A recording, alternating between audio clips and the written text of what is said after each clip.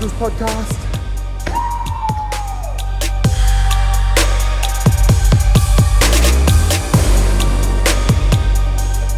We're back. We are. Today, we are going to interview the one and only Jono Dunlop, 4th place finisher at the Downunder CrossFit Championships. That's so we're going to break down. Thing. That is insane. No. I would love that accolade. No, so we're gonna. Before we even start, though, 2 things. I didn't know this was going to be an interview. Now I thought we were just going to chat about it. Secondly, that's what an interview is. At the end, so once like ceremony was done and everything, and we're all packing up, I'm like sitting there with like Jack and Royce and Christy and that, and Royce just goes, "Man, it's the year of the 4ths for you." Like, thanks, man. And he's like, "Tomorrow's the 4th. You'll probably get hit by a car tomorrow, and the number plates will be 444." And I was just like, "Thanks, man." Thanks. I was like, cool. And I was like, "Next year's 2024." Yeah. I was like, "Awesome. This is sweet." So now I have a thing for May the 4th be with you. May the 4th. Star Wars. I've never actually seen an episode, but yeah. They're not episodes, just so you know. They're movies. Oh, okay. There we go. No. I always see Star people Wars is not like, episode 7. Yeah, but that's what they're titled. It's a movie. Hang on. It's not a TV series. Hang on. So they're titled episode whatever, but they're not episodes. No. Come on, man. You're usually really good at arguing. I don't think you can argue this one. Look, I don't know enough about them to argue them. That's fair. That's all I know. All right. Anyways. Anyway, so we're going to break down Down Under. Yes. So, where do we start? I think probably starting on like event 1. Oh, okay. I was more thinking like the lead up to it and how like I was going to ask how you felt in the lead up. So like, how did you feel in the lead up? Great question. How did you feel mentally and physically and emotionally and spiritually and cool. how did you feel holistically? How did you feel in the lead up to Down Under? Obviously, like there was a qualification process, so you finished like fourth. Well, 4th. Yeah, right. Awesome. Yeah. So we'll start there. Yeah. So you finished very well at the qualification process, and then how did the prep go? How did you feel between then and event 1? So I was actually stoked. I think I may have said this on another episode, and if not, I've told a few people. I legit had no belief that I would even qualify for Down Under. Like, I was like, I'm going to give it my all. I'm not joking. Dude, I literally went to Frantic like 2 months earlier, not even a month earlier, and I got handed. Yeah, but weren't you were sick that week? I don't care, dude. I was so disappointed. I was talking to Shawnee after this, and I was just like, thank you for like putting on Frantic. And he was like, what do you mean? And I was like, because that was the kick up the ass that I needed. I was like, I was so deep into my off season. I was like, I hadn't done CrossFit at all. Like, I just lifted and run. And I got in and I was like, what the? Oh, you got to squat below parallel? I was like, damn it. So your off season, when's your off season then?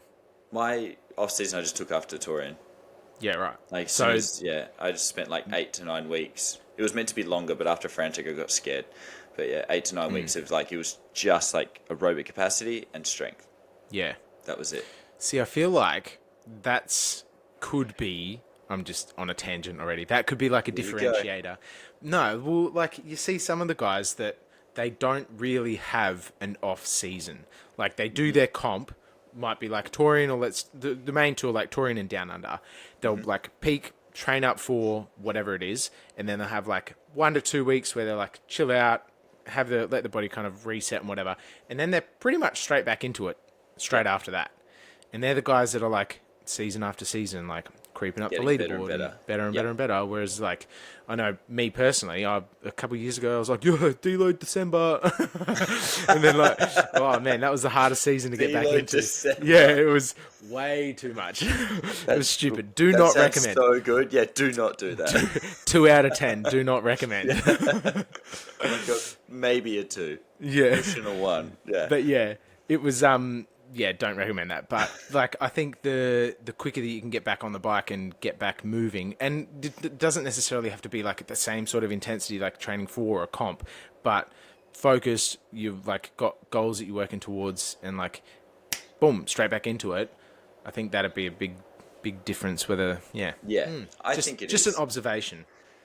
Oh, so I think this season definitely proved that because, like, yes, you can build a foundation, and I get that. Okay, you have to be a certain of aerobic capacity, but CrossFit builds that. That's literally what CrossFit does. It just doesn't build it as much as like running specific, but running may have a carryover. That was actually bugging me earlier. Running may have a carryover into CrossFit, but it's not going to make you better at CrossFit. I was actually talking to Benny Newland at Downunder, and I was like, oh, we're coming up to the lifting event. I know I'm jumping ahead, but I won't say anything more after this. But and I was like chatting, I was like, oh man, like blah, blah, blah, doing this and this. And then I was like, what do you reckon those guys will lift? They're like, he's like, they're not strong. And I was like, compared to you, like your numbers are like 3 times the amount. Why am I even talking to you about a lifting event? And then he was just like, yeah, but CrossFit's not a lifting sport. It's a aerobic sport. And I was like, yeah, It's true. Yeah. I was like, okay. And so, but then like I've had other conversations with other people, and I agree. Like people that seem to just focus on strength in their off season only, while they get stronger, like the improvement you get in a 6 months off season of strength in comparison to improvement you could get of 6 months of just doing CrossFit, where you will get stronger as well. You will get so much better. Yeah. Caveat: unless you're just piss weak. Yeah. Like if yeah. you're Unless you need to, piss weak and if you you've got need like to actually do some, then yeah, if you've got like a 25% increase that you need to make on your squats and cleans and snatches and stuff, you need to get stronger. Yeah. Like CrossFit is like, you need to be strong enough to play, but then once you've got that, once you're strong enough to qualify and you're strong enough, then it's all fitness based. Yeah. Yeah. So, and I agree with that. Some people didn't like it when I would say that to them. They still don't like it, and I get that. Like, you know, everyone, because no one posts Metcons really Yeah. on social media. They only post their lifting. Yeah. Dude. What I would, just Sorry. before you, Yeah. what I would I was say going on a is different like, tangent. no, hold that thought, Yeah. is like, the thing that I would like quantify that with is the people that win the strength events, they don't ever win the competition. Unless they're Matt Fraser. But no, well, so he won the clean event. That's why this is going to ruffle feathers. He was the GOAT. Yeah. He was the individual GOAT. Individual GOAT.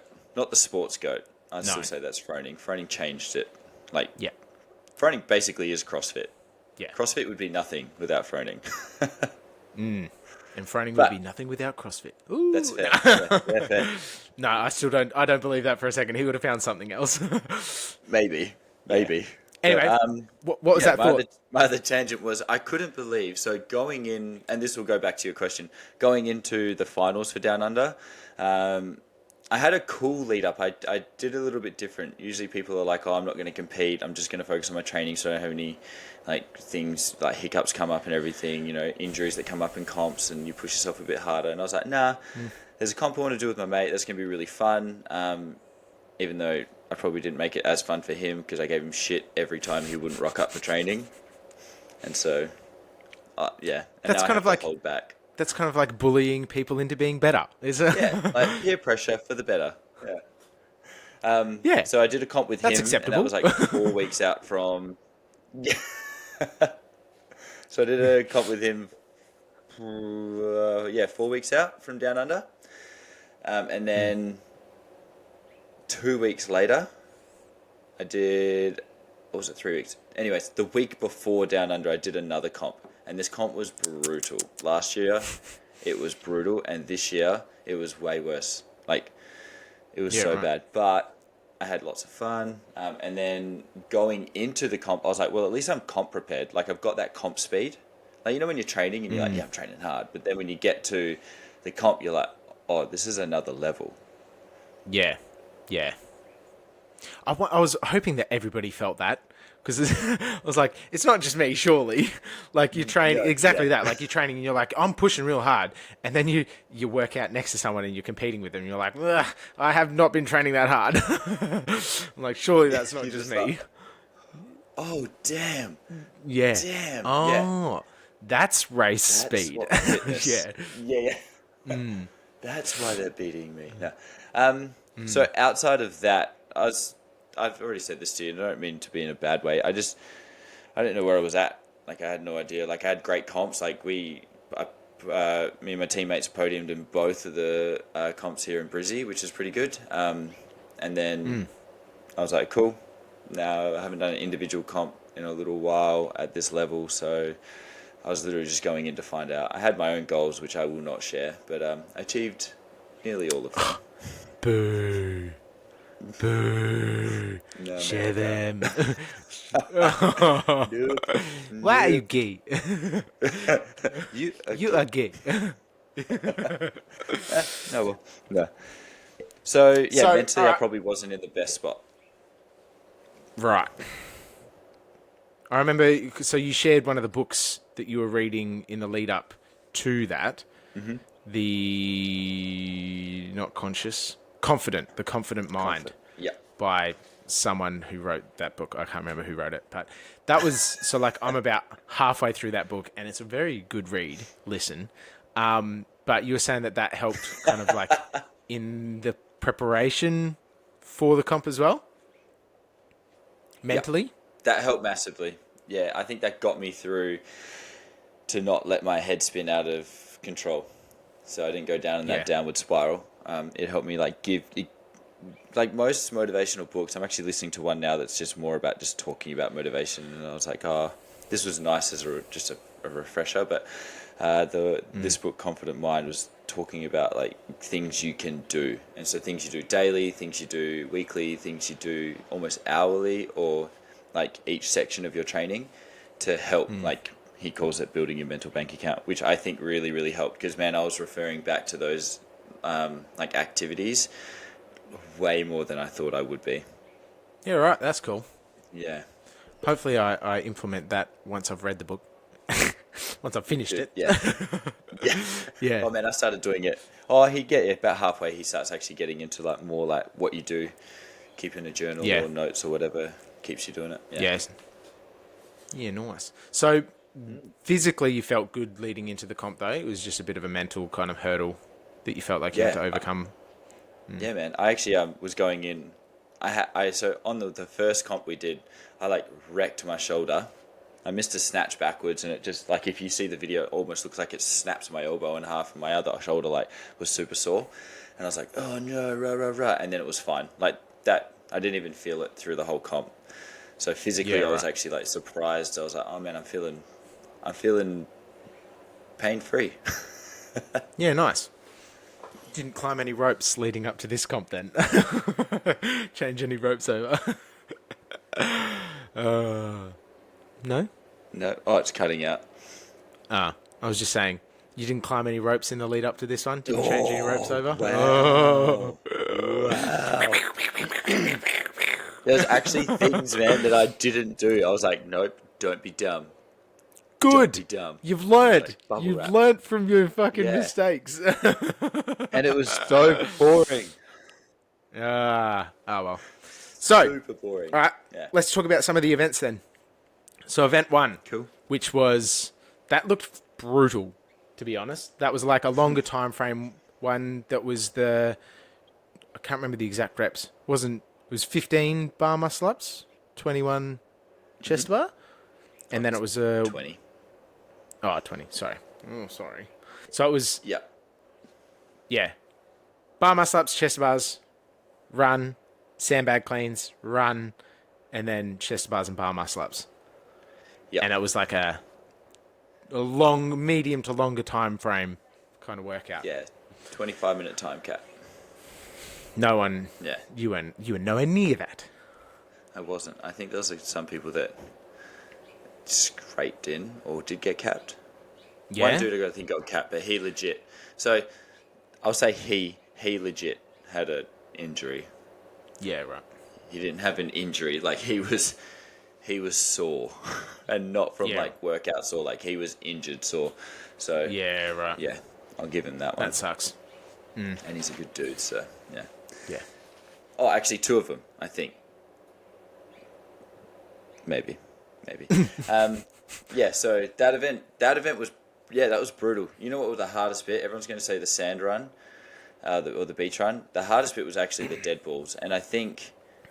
No, everyone would have said the sand run until we got to the dead balls, and then we were just like, what is going on? Like, I tested just the dead ball component out, and I was like, oh, yeah, sweet. Went at a really cruisy pace. I was like, this will be a workout pace, longer time domain, so I'm just going to do 25 dead balls, cleans for time, and not sprint it, just to, be more specific. And it was easy, and these were the hardest dead ball cleans I've ever done in the event. Like I was like, what is like? I got one no rep, and I was like, my life is over. Like I can't do another. And you know what's funny though? I got the no rep, and I turned to my judge, and I was like, thanks. And I was like, why did I say thank you? She literally just no rep me, like. And it was it just dumb no rep? Was it just because your legs were way heavier from the sand, like running in the sand? Oh, it was the heat as well. So we did it at 1 p.m. So, and because they were black dead balls on black mats, like you got up to the top of where the lighthouse was, and you were standing on the mats. And as soon as you stepped on the mats, it was just this heat, just absolutely just railed you. And you were just like, this is ridiculous. Yeah. But it was a good event. Yeah. Yeah. What was your favorite event? I don't know if I have a favorite event, to be honest. How can you not have a favorite? No, I don't. I just don't. I don't think I mean, the first event was good because it surprised me. So I'm so positive. No, I definitely had a worse event. Or my most hated event. What was that one? Well, I had a few. The overhead squat one and the handstand walk one. That surprises me. I thought you would have been, like, that would have been your favorite event. Handstand walks. You love being on your hands. Yeah. What was the overhead the squat one? I missed my last rep, and that cost me 6 places, 1 rep. In a field of 20 dudes, it cost me 6. I was so gutted. 6 places, that would have had me, I think, in second overall at the end. Like, that's where I'm just like, it was 1 rep. And I failed it. Like, I had nothing left. Like, it was just I just failed. Yeah. So it wasn't a mistake or anything. It was just I was just at my limit, and I pushed over the limit, and I failed it, and I didn't have time to pick it up again. The handstand walk one, mate, that was just that. I don't even know how to I can feel the pain. My judge was a really, really good judge. I just wish every other judge was a really good judge. We'll go with that. Yeah, right. Wow, what was happening? Got nailed. So you on the slalom handstand walk, you couldn't touch the little bollards, and my sticks weren't in the center of the lane. So on the right side, easy, and I kept hitting the bollard on the left side because if you touch your lane line on either side as well, you have to go back to the start. So I'm like feet together, toes pointed, legs straight, and I'm still hitting these bollards, and I'm like, all right, I'll go wider. Then I hit the line, and I'm like, what is going on? I was like, handstand walks are not to like go sideways. Yeah, like I was like, I'm gonna have to start cartwheeling with no feet. Like I don't know how I'm gonna it was so it was just I don't know, man. It was just mistakes, but I was pretty proud. I was getting super frustrated, but it just like kept everything under control as best as I could. I was really happy with that because I was tipping. I was getting close to that boiling point, and then I was just like, if I get angry and I get emotional, that won't achieve anything. Over. Yeah, it'll just make me look like a dick and me perform like a dick. Like it's just So it's a lose-lose situation. Glad to get through it. Yeah, it's nothing. And then if I piss my judge off even more, then they're going to be even harsher. And I get that because if someone was a dick to me and I'm their judge, I'd be like, nah, like screw you. Now I'm just going to like bury you on the standards even more now. One of my mates, Zach Thomas, I got no rep on the slalom, and he thought it was for him, so he came down. Oh no! That was yeah. Oh, Like afterwards, I was like, "Why did you come down?" He's like, "Dude, I thought it was me, but it was actually you." I was like, "Oh." He's like, "Oh, it was the other guy on the other side of it." Yeah. And I was oh like, man, well, that sucks. I mean, you still You'd beat be me. so Damn pissed it. off. Yeah. And then Johan Van Zyl, like, accidentally dropped his kettlebells too early.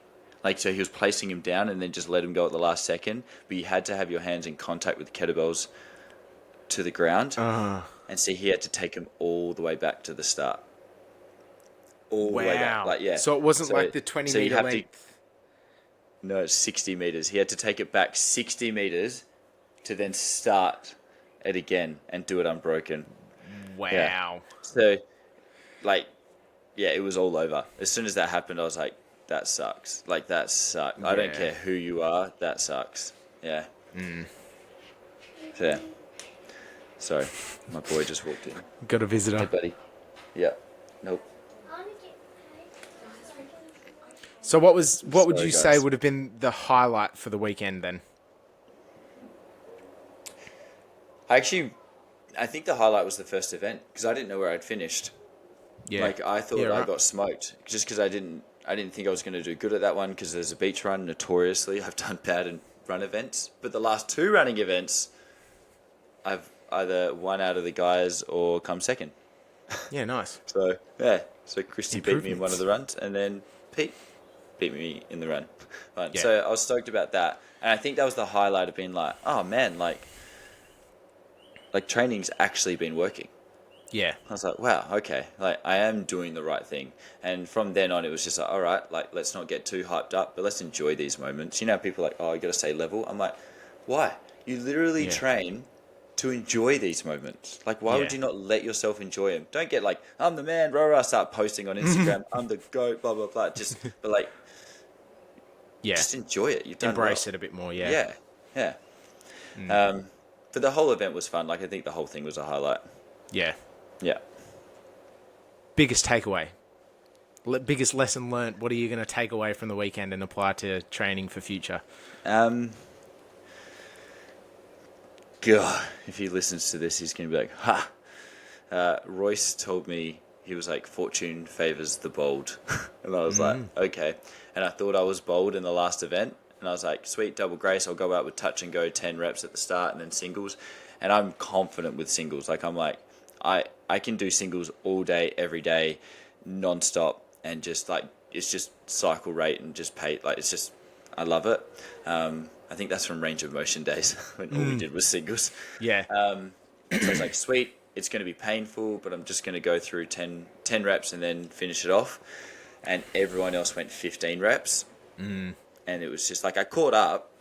Like, I caught 6 people from the end of grace to the end of double grace. Yeah. But I didn't catch the people I needed to catch. So the biggest takeaway was like, yeah, fortune favors the bold. Like, just send it even a little bit more. Just see what happens. Yeah. Fuck around and Send find it and out. see. Yeah. Yeah. But, yeah. Also, I will give a shout out. Obviously, he's probably not. Sorry, he's probably not going to even hear this. But Pete, man, you watch him on the floor, and he just wanted it. I've told everyone this. He just wanted it more than us. Like, he was just so aggressive, aggressive from the start. Every workout, he just went out and he was like, I'm just going to go as hard as I can, and just like literally not care what's going to happen. Yeah. And just trusted himself. And I was like, that's why he's like dominating this event, like this comp. Do you think that's what happens for a lot of people? Like, you take that double grace workout, for example. If you were to go, right, I'm going to do this in training and I want to get the best score possible, there's chances that you would get a better score in training if you were just doing that one workout that day compared to how you would strategize it. It's a bad example because it's the last workout of the weekend. But if that was like the second workout of the weekend, you're going to pace it according to what you've got left for the weekend. Yeah. So, like, what I'm saying is, like, each individual event isn't actually, for most people, isn't actually your best effort because you're, like, subconsciously holding back because you're like, well, I know that I've got to do 4 more workouts this weekend. Whereas, like, if you were just doing exactly what Pete said, like, I'm sending it. I'm doing my absolute best on this event, regardless of what else happens. And then that event's done. And then you do the same thing for the next one. And then the same thing for the next one. Whereas I think a lot of people are like, event 3, that's my event. I'm going to send it for event 3. But then the other ones is like, I'll survive for the other events. Ooh, so I get this. I used to be like that. So I don't know if you probably didn't notice, and that's fine because you would have been focusing on you while I'm focusing on me. But in comps, especially like chasing better and all that. Oh, cute. Focusing on trying to beat you. Which you've done many times. Is that, like, always on the third day, I seem to have my best results on the third day because I would always hold back a little bit on day 1 and 2. And then I remember listening to an interview of Medeiros, and he was like, you just can't leave points on the table. Like, and I was like, this dude attacks every workout. Like, I know he had a bad run this year, but, like, outside of that, his bad run is better than nearly everyone in the world. There's only, like, he came 15th, so there's only 14 people that are better than him with a bad run. Yeah. Like, so as much shit as we give him because he fell off from first, he's still... Yeah. Man, if I could get to the games... No. He's washed up at 14, 15. Yeah.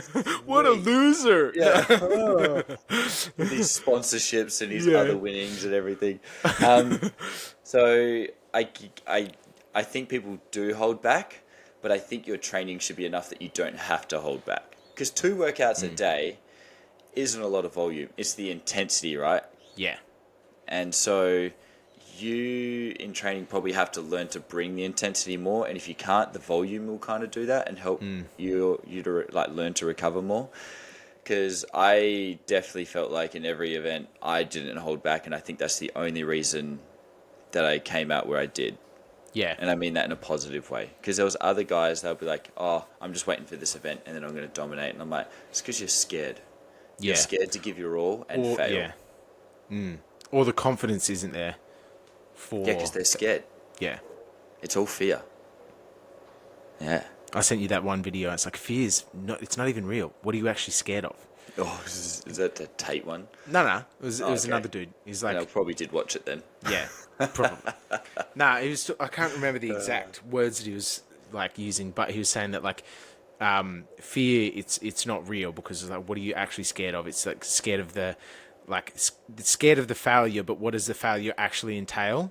Yeah, true. It's like nothing. You're not going to die because of it. Like the fear is irrational.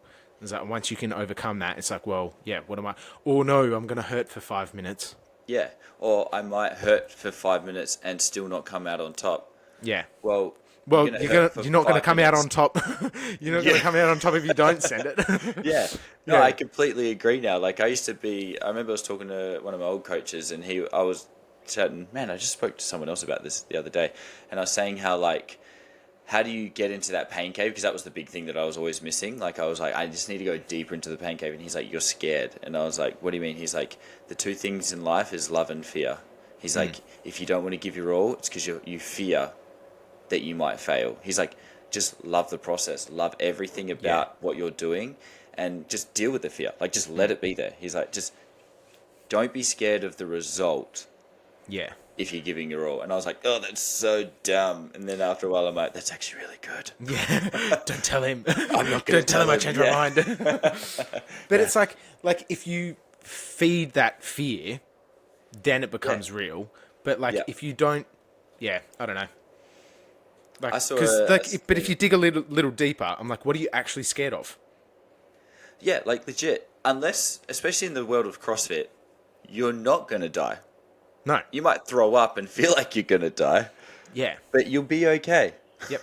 In an hour's time, you can feel Eventually. the exact same regardless. Yeah. And if you hold back, you're still going to go through pain. But then you go through the pain of regret. Yeah, and more pain. Losing. Emotional pain. And that lasts way longer. Yeah. Emotional damage. Yeah. There's actually a guy, he speaks about it. He was like, confidence isn't not being fearful or not being scared. Confidence is being scared and doing it anyway. And I was like, oh, that's so true. Like, you watch everyone on the last event. Everyone in the last event of every comp's like, I don't want to do this. I don't want to be here. Like, yeah, you notice the warm-ups get shorter and shorter as the weekend goes on. By the last event, everyone's like, and go straight to the corral. Warming up. Yeah. I'm warm. Pick up one. Yep. I'm warm. Man. Let's go. Yeah. It's Deep so heat bad. is my warm-up. Yeah. Where they just sit on the bike erg for 10 minutes and then they do an empty barbell clean and jerk. They're like, I'm good. I'm good to go. Yeah. And everyone like walks around. They're like, gentleman's agreement. Pete's won it anyway. We'll just keep the placings. Yeah. But our points were so close. Like, we were usually really chatty, especially Zach and I. And the points were so close. Like, we didn't talk nearly at all in the warm-up area. I was just like, oh, this is intense. Yeah. Oh, that's good. That's when the banter needs to come out. It did, but no, man. Oh, so there's a guy, Adam Manzi. Do you know him? Yeah. I don't know him personally, but I know who he is, yeah.